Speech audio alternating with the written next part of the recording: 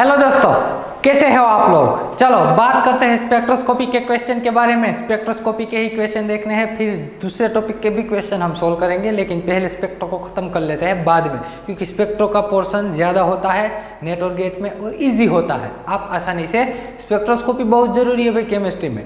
Chemistry में structure prediction के लिए स्पेक्ट्रोस्कोपी बहुत ज़रूरी है, तो स्पेक्ट्रोस्कोपी आनी चाहिए आपको।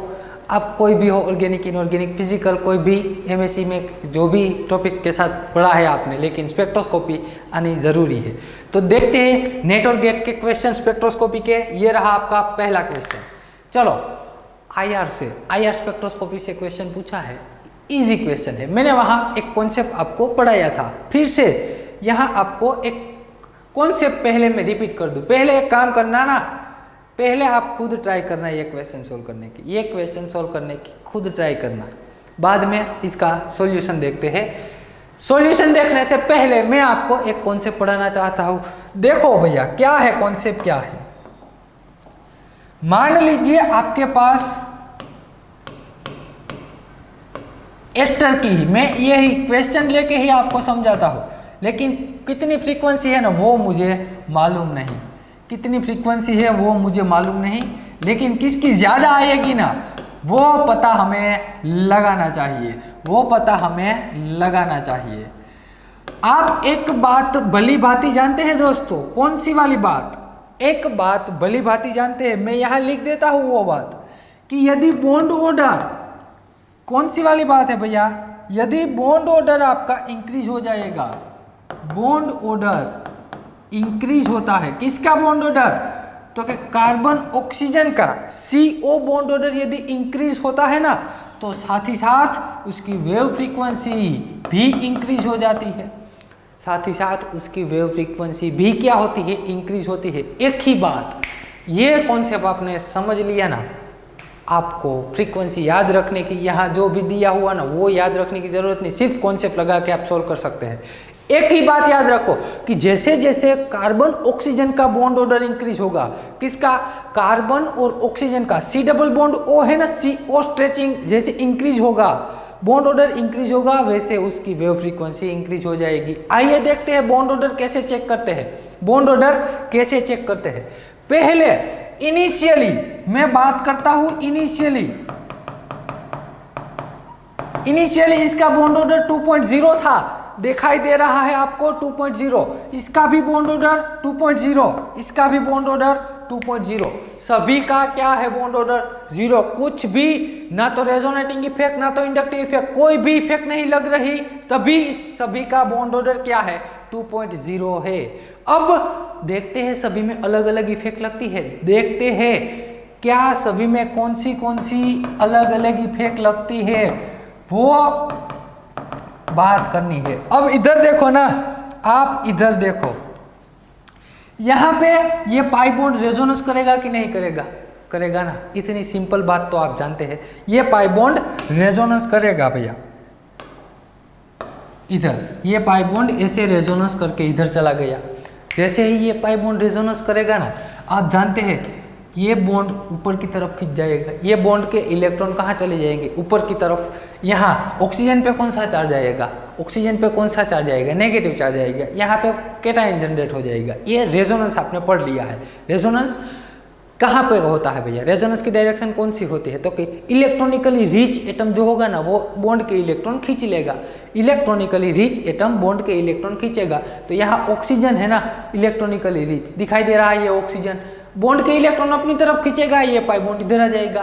तो मुझे बताना आप कि यहाँ पहले डबल बॉन्ड था ना, ये जो डबल बॉन्ड दिखाई दे रहा है आपको, कार्बन ऑक्सीजन का डबल बॉन्ड, यहाँ से एक बॉन्ड कहाँ चले गया, अपने इलेक्ट्रॉन लेके ऑक्सीजन पे चला गया, एक बॉन्ड इलेक्ट्रॉन लेके ऑक्सीजन के पास चला गया। ऐसा रेजोनेंस सिर्फ समझाने के लिए कह रहा हूँ भैया। इन शॉर्ट यहाँ से बॉन्ड ऑर्डर डिक्रीज हुआ ना, यहाँ पे क्या हुआ, बॉन्ड ऑर्डर डिक्रीज हो गया, पहले 2 था, रेजोनेंस हो जाने के बाद अब ये बॉन्ड ऑर्डर 2 नहीं रहेगा, कितना, समझने के लिए मैं लिखता हूँ ये बॉन्ड ऑर्डर 1.5 हो गया, क्या हो गया 1.5 हो गया। ऐसा नहीं कि आधा बॉन्ड चला जाएगा, आधा कहाँ से आया, आपने जीओसी में पढ़ा होगा बॉन्ड ऑर्डर का कैलकुलेशन कैसे करते हैं। रेजोनेंस जो होता है ना, जो रेजोनेंस कंप्लीटली होता है, यहाँ पे देखो रेजोनेंस पॉसिबल है, इसलिए उसका बॉन्ड ऑर्डर डिक्रीज हुआ, समझ आई बात। दूसरी बात, यहाँ पे आ जाओ, यहाँ पे आ जाओ। यहाँ पे क्या है, यहाँ पे है क्या, यहाँ पे ये बॉन्ड ऊपर की तरफ तो जानेगा ही, क्योंकि वहां क्या है, ऊपर की तरफ जाएगा। लेकिन यहाँ पे रेजोनेंस इफेक्ट नहीं लग रही। कौन सी इफेक्ट है, यहाँ से कार्बन से प्लस आई इफेक्ट आ रही है, इंडक्टिव इफेक्ट आ रही है। कौन सी इफेक्ट है भैया, यहाँ से इंडक्टिव इफेक्ट आ रही है ना। तो एक बात तो पक्की है कि ये बॉन्ड ऊपर की तरफ रेजोनेंस करेगा।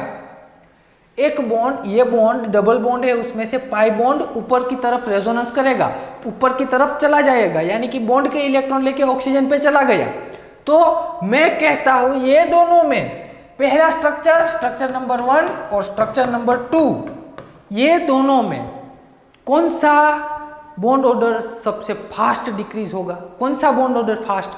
भैया यहाँ देखो, यहाँ पे प्लस आर इफेक्ट लग रही है। कौन सी है, plus are effect, resonating effect लग रही है। यहाँ पे इंडक्टिव इफेक्ट लग रही है, इंडक्टिव इफेक्ट लग रही है।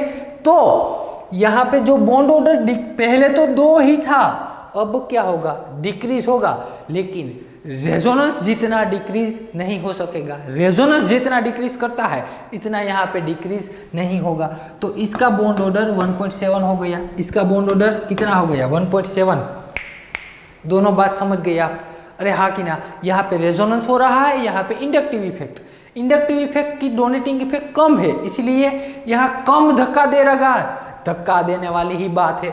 यहाँ पे ये ज्यादा धक्का देगा तो ये बॉन्ड ऊपर की तरफ फास्ट चला जाएगा। यहाँ पे ये धक्का देने वाला कम हो गया, धक्का कम दे रहा है, इसका मतलब ये बॉन्ड ऊपर की तरफ आसानी से नहीं जाएगा। इसका मतलब समझने के लिए यहाँ आप लिख सकते हैं कि इसका बॉन्ड ऑर्डर 1.7 है। क्या है, 1.7। आइए इसकी बात करते हैं।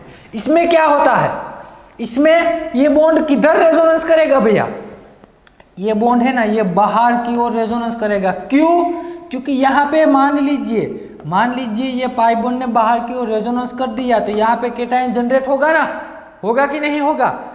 और ये जो कार्बोकेटायन जनरेट होता है ना, उसको स्टेबिलाईज करने वाली लोन पेयर इधर है, दिखाई दे रहा है। ऑक्सीजन के पास लोन पेयर है कि नहीं है। आइए ना, मैं आपको रेजोनेंस करके ही समझाता हूँ, इसको मैं रेजोनेंस करके ही आपको समझाता हूँ। ध्यान देना इधर। चलो ये स्ट्रक्चर को एज इट इज रहने दीजिए, ये स्ट्रक्चर को एज इट इज रहने दीजिए। यहाँ पे ये पाई बॉन्ड वाला है। अब मैं इसका रेजोनेंस करवाता हूँ। रेजोनेंस कैसे होगा, ध्यान से देखना। ये पाई बॉन्ड बाहर की ओर, तो यहाँ क्या हो गया, केटायन, यहाँ पे सॉरी, यहाँ पे क्या आ जाएगा, एनायन, क्योंकि ये बॉन्ड ने इस तरफ रेजोनेंस कर दिया। यहाँ पे क्या जनरेट हुआ, केटायन। समझना ध्यान से, यहाँ पे केटायन जनरेट हो गया ना, तो ये केटायन को स्टेबिलाईज करने वाली लोन पेयर तो होनी चाहिए ना, ये केटायन को स्टेबिलाईज करने वाली लोन पेयर तो कि भैया इधर है। ये केटायन ऑक्सीजन के पास जो लोन पेयर है ना, ऑक्सीजन के पास 2 लोन पेयर होगी यहाँ, उसमें से एक लोन पेयर ये केटायन को स्टेबिलाईज कर देगी। तो कैसा बन जाएगा, कैसा बनेगा, कुछ ऐसा बन जाएगा ना। इधर देखो, कुछ ऐसा बन गया। यहाँ ऑक्सीजन के पास जो लोन पेयर थी ना, उन्होंने स्टेबिलाईज कर दी, यानी कि यहाँ डबल बॉन्ड बना दिया। क्या बना दिया, यहाँ पे डबल बॉन्ड बना दिया। और जैसे ही यहाँ पे डबल बॉन्ड बनेगा, ऑक्सीजन ने अपनी लोन पेयर दे दी ना, ऑक्सीजन ने अपनी लोन पेयर रेजोनेंस में दे दी, तो ऑक्सीजन पे कौन सा चार्ज आएगा, पॉजिटिव चार्ज आएगा। ये बात आप जानते हैं रेजोनेंस इफेक्ट के कारण। यहाँ पे ऑक्सीजन ने अपनी लोन पेयर दे दी, ऑक्सीजन पे आ गया पॉजिटिव चार्ज। आप जानते हैं ऑक्सीजन हाईली इलेक्ट्रोनेगेटिव एलिमेंट है, उस पर पॉजिटिव चार्ज आएगा तो वो मान्य नहीं करेगा, वो पॉजिटिव चार्ज को एक्सेप्ट नहीं करेगा। तो क्या करेगा, जैसे ही ऑक्सीजन पे पॉजिटिव चार्ज आता है ना, जैसे ही पॉजिटिव चार्ज आता है, वो करेगा क्या, यहाँ कार्बन है ना, यहाँ पे कार्बन से अपनी इलेक्ट्रॉन डेंसिटी खींचेगा, कार्बन पे इलेक्ट्रॉन डेंसिटी खींचेगा। कार्बन से इलेक्ट्रॉन डेंसिटी इन्होंने खींच ली, समझना ध्यान से। कार्बन के पास से जैसे ही इलेक्ट्रॉन डेंसिटी ये ऑक्सीजन खींचेगा, हमारा कार्बन पार्शियली पॉजिटिव चार्ज हो जाएगा। हमारा कार्बन क्या हो जाएगा, पार्शियली पॉजिटिवली चार्ज हो गया। पहले कार्बोनाइल वाला कार्बन जो होता है, कार्बोनाइल वाला कार्बन पार्शियली पॉजिटिव तो होता ही है, लेकिन यहाँ तो ऑक्सीजन ने अपनी माइनस आई इफेक्ट यहाँ कार्बन पे माइनस आई इफेक्ट लगाई, यानी कि इलेक्ट्रॉन डेंसिटी खींच ली। तो हमारा ऑक्सीजन, हमारा जो कार्बन है, ये कार्बोनाइल वाला कार्बन, वो हाईली डेफिशिएंट हो गया। जैसे ही कार्बन हाईली डेफिशिएंट होता है ना, उसका ब्रदर बैठा है उस पे, उसका बड़ा भाई बैठा है, वो क्या करेगा, जैसे ही ये हाईली डेफिशिएंट हो गया, यहाँ से अपनी लोन पेयर रेजोनेंस में जाने दी, अपनी लोन पेयर उन्होंने रेजोनेंस में जाने दी। ऑक्सीजन के पास, सिर्फ समझने के लिए है ये, ऑक्सीजन के पास 2 लोन पेयर है ना, उसमें से एक लोन पेयर रेजोनेंस में जाने दी। ऐसा कब हुआ, ध्यान से देखना, ऐसा कब हुआ। यहाँ पे पाई बॉन्ड है, ये पाई बॉन्ड बाहर की ओर रेजोनेंस में गया, कहाँ गया, बाहर की ओर ही जाएगा। क्यों? क्योंकि यहाँ ऑक्सीजन की रिलीजिंग इफेक्ट होती है, यानी कि ये बॉन्ड को बाहर की ओर ही धक्का देगी। ऑक्सीजन की रिलीजिंग इफेक्ट के कारण ये बाहर की ओर चला गया। ऑक्सीजन के पास वाले कार्बन पे कैटायन जनरेट हुआ, जैसे ही कैटायन जनरेट होगा, ऑक्सीजन अपनी लोन पेयर डोनेट कर देगा। ऑक्सीजन ने लोन पेयर डोनेट कर दी ना, ऑक्सीजन पे पहले तो बड़े आराम से उन्होंने लोन पेयर डोनेट कर दी, फिर पता चला कि ये तो नहीं करने वाली बात थी, ये तो करना नहीं चाहिए था। क्यों? क्योंकि ऑक्सीजन पे खुद पे कौन सा चार्ज है, पॉजिटिव चार्ज।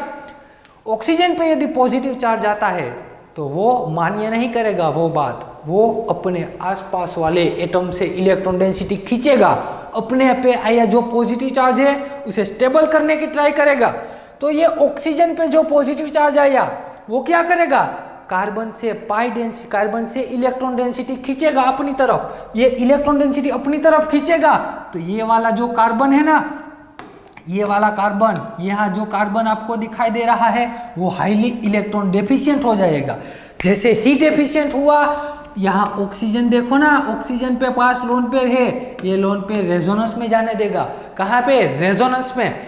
ऑक्सीजन के पास जो लोन पेयर है रेजोनेंस में चला गया। अब देखो, यहाँ पे इनिशियली बॉन्ड ऑर्डर 2 था ना, बॉन्ड ऑर्डर 2 था, यहाँ पे भी बॉन्ड ऑर्डर 2 तो वैसा का वैसा रहा, लेकिन एक लोन पेयर फिर से आई और उन्होंने भी रेजोनेंस में पार्टिसिपेट किया। ये बॉन्ड ऑर्डर 2 से 2.0 से ये बॉन्ड ऑर्डर बड़ा हो गया, ये बॉन्ड ऑर्डर 2.0 से इंक्रीज कर गया। तो सिंपल बात थी। आइए अब मुझे बता देना, इधर यहाँ पे पहले बॉन्ड ऑर्डर 2 था ना, अब क्या हो गया, 2.2 हो गया। समझने के लिए मैं यहाँ बॉन्ड ऑर्डर 2.2 लिख दूँ। यहाँ पे स्ट्रक्चर नंबर 1, 2 और 3, स्ट्रक्चर नंबर 1, 2 और 3। तो ये आपने कॉन्सेप्ट समझ लिया है अच्छे से, किसका बॉन्ड ऑर्डर।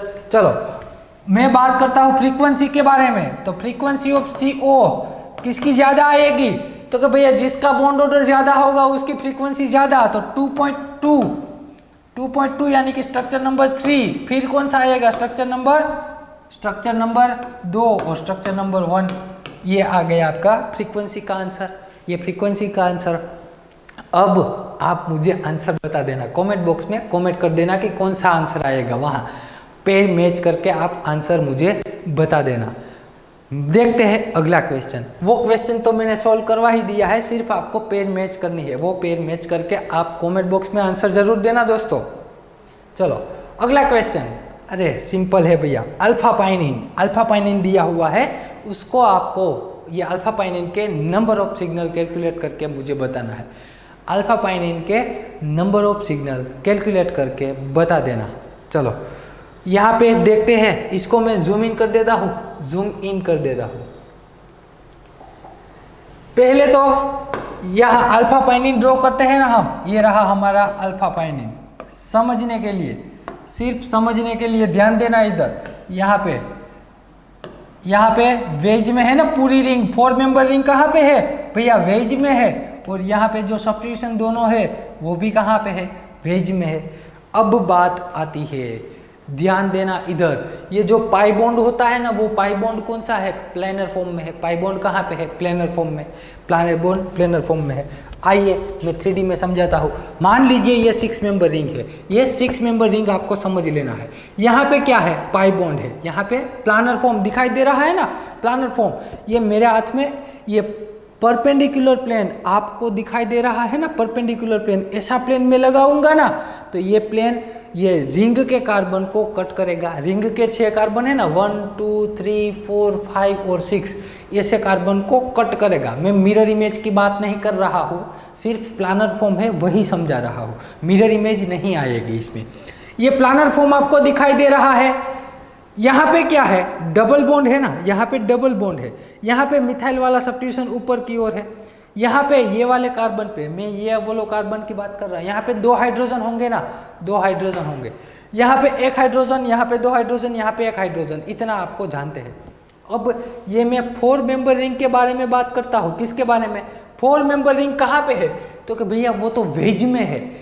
वेज किसको कहेंगे, वेज पार्ट किसको कहेंगे? पहले तो ये रिंग जो आपको दिखाई दे रही है ना, ये प्लानर फॉर्म है, ये मान लीजिए रिंग है वो प्लेन में है। अब रिंग के आगे जो आएगा वो वेज में होगा, रिंग के पीछे जो होगा वो डैश में होगा।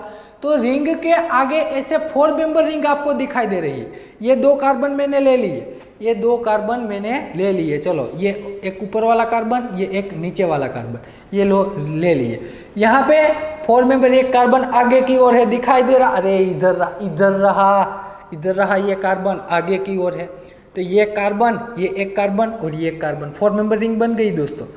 तो ये 4 मेंबर रिंग वेज में आई ना, रिंग के आगे आई, प्लानर फॉर्म के आगे आई, तो ये रिंग वेज में है। यहाँ पे 2 मिथाइल है, यहाँ पे ये देखो ये रिंग, यहाँ पे आगे की ब्रिज हेड, ये वाले कार्बन, ये वाला कार्बन जो मैं वाइट कर रहा हूँ ना, ये वाला कार्बन कहाँ है? आगे इधर रहा। वहाँ पे 2 मिथाइल है ना, 2 मिथाइल, वो भी वेज में ही है। एक मिथाइल इस तरफ होगा, एक मिथाइल इस तरफ होगा, एक मिथाइल इस तरफ, मिथाइल इस तरफ। इतनी बात समझ गई है? पहले तो इतनी बात समझ लीजिए कि यहाँ एक रिंग क्या है, वेज में है। बात खत्म। अब देखो यहाँ पे मैं किसके बारे में बात करता हूँ। पहले तो यहाँ से मिथाइल के प्रोटॉन, यहाँ मिथाइल के प्रोटॉन मैंने नंबर 1 कह दिया। मिथाइल पे जो तीनों के तीनों प्रोटॉन है वो तो एक ही सिग्नल देंगे ना, मिथाइल के तीनों प्रोटॉन एक ही सिग्नल देंगे। आओ, क्या इधर प्रोटॉन है? नहीं है, प्रोटॉन नहीं है। आओ इधर है ना प्रोटॉन, एक ही प्रोटॉन है, तो उसे मैंने कह दिया यहाँ पे जो प्रोटॉन है, यहाँ पे CH3, ये नंबर 1, ये नंबर 2, H2 हो गया हमारा। यहाँ पे 2 प्रोटॉन है, एक प्रोटॉन कहाँ पे होगा भैया? एक प्रोटॉन होगा वेज में और एक प्रोटॉन कहाँ पे होगा? तो कि भैया डैश में होगा। यहाँ पे एक प्रोटॉन है, यहाँ पे भी एक प्रोटॉन कहाँ पे होगा? वेज में होगा। एक प्रोटॉन कहाँ पे होगा? डैश में होगा। यहाँ पे भी एक प्रोटॉन है, यहाँ पे मिथाइल है, यहाँ पे भी मिथाइल है। Total number of NMR signal calculate करना है। अल्फा पाइनिन में कितने NMR सिग्नल आते हैं वो फाइंड करना है। तो चलो, ये पहला सिग्नल मिल गया। यहाँ H2, इसका एनवायरमेंट भी अलग है, sp2 पे है ना, तो ये भी दूसरा नंबर। अब मुझे ये देखना भैया, अब मुझे यही बताना है, ये दोनों प्रोटॉन क्या सेम है? ये दोनों प्रोटॉन सेम है या अलग अलग? वेज और डैश वाले अलग अलग है या सेम? आप बताना। सोचो, अब पहले तो सोचो मैं क्या कहता हूँ।